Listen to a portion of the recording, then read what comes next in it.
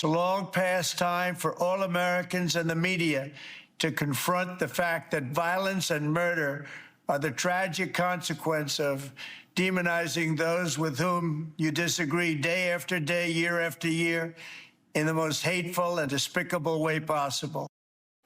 The latest from President Trump is the manhunt still underway at this hour for the gunman who shot and killed conservative activist Charlie Kirk. In the hours after the shooting, two different people were brought in for questioning, and both were released. Kirk was shot at a crowded outdoor event today at Utah Valley State University. We want to get to our live team coverage tonight. Josh Rosenthal standing by with more on recent acts of political violence in the country. We start with Sharon Rajay in the newsroom right now with the latest from authorities.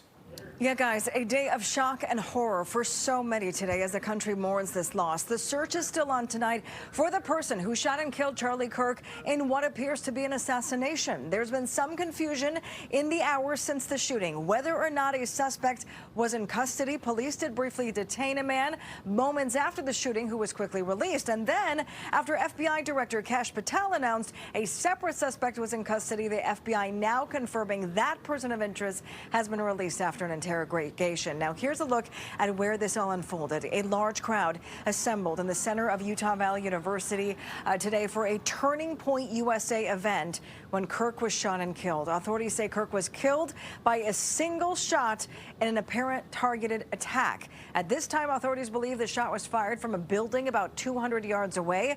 Kirk was taking questions from an audience member about mass shootings and gun violence when he was struck. People in the crowd seen ducking, then running for their lives, a traumatic scene that many are sadly having to now cope with.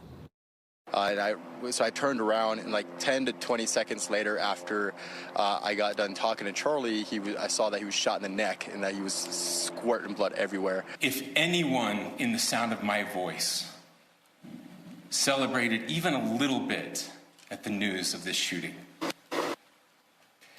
I would beg you to look in the mirror. I don't care what his politics are. I care that he was an American. Charlie Kirk became a highly influential conservative activist after starting Turning Point USA back in 2012.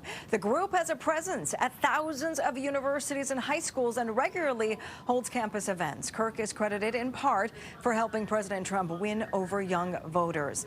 And by the way, President Trump was the first to announce Kirk's death on social media. A live look right now at the White House tonight, where the president has ordered flags at half-staff in honor of Kirk's memory. Lawmakers across the aisle have condemned this act of political violence. Charlie Kirk was just 31 years old. He leaves behind a wife, 2 young children. Again, no shooter in custody at this time. We'll be sure to update you as we get more details. Jen. And Kirk's